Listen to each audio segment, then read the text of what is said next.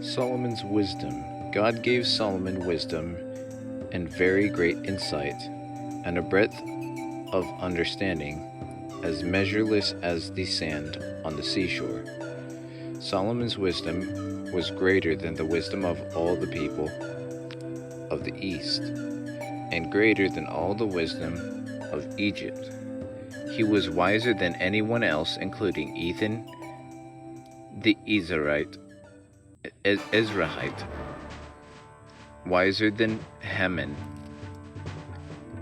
Calcol, and Dorda, the sons of Mahol, and his fame spread to all the surrounding nations. He spoke 3,000 proverbs, and his songs numbered 1,005. He spoke about plant life, from the cedar of Lebanon to the hyssop that grows out the walls. He also spoke about the animals and birds, reptiles and fish. From all nations, people came to listen to Solomon's wisdom, set by all the kings of the world who had heard of his wisdom. Preparations for building the temple.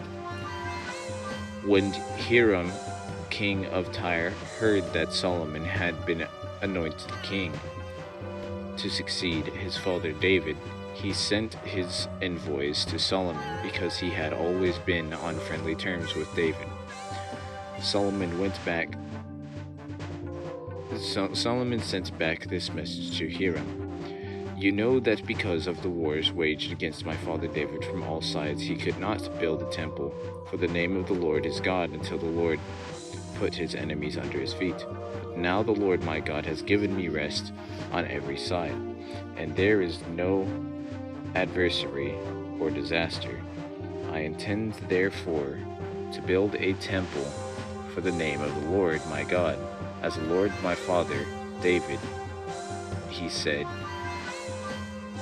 as the Lord my God, as the Lord told my father David when he said, your sons whom I will put on the throne in your place will build the temple for my name.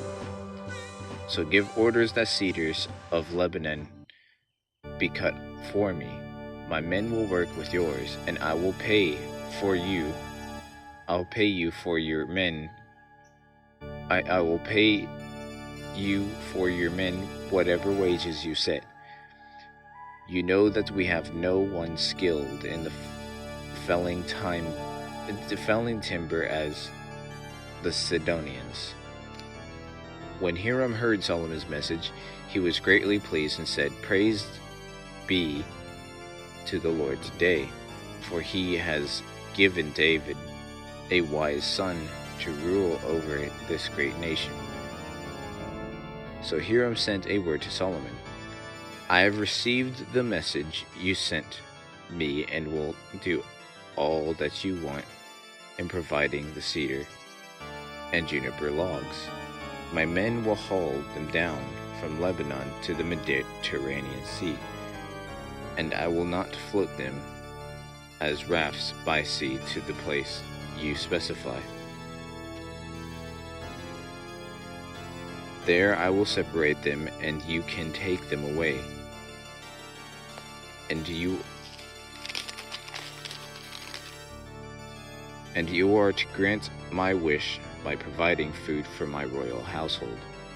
In this way, Hiram kept Solomon supplied with all the cedar and juniper logs he wanted, and Solomon gave Hiram 20,000 cores of wheat as food for his household, in addition to 20,000 baths. He pressed olive oil. Solomon continued to do this for Hiram year after year. Just the Lord gave Solomon wisdom, just as he had promised him. There were peaceful relations between Hiram and Solomon, and the two of them made a treaty.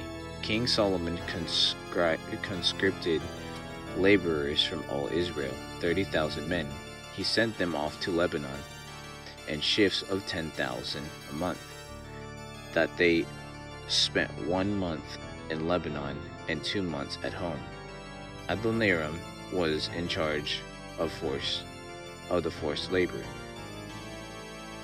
Solomon gave 20,000 carriers and 80,000 stonecutters in the hills, as well as 3,300 foremen who supervised the project and directed the workers. At the king's command, they removed from the quarry large bricks of high-grade stone to provide a foundation of dressed stone for the temple. The craftsmen of Solomon and Hiram, and the workers from Byblos, cut and prepared the timber and stone for the building of the temple. Solomon builds the temple. I will get to that next time. I will see you guys in the next video.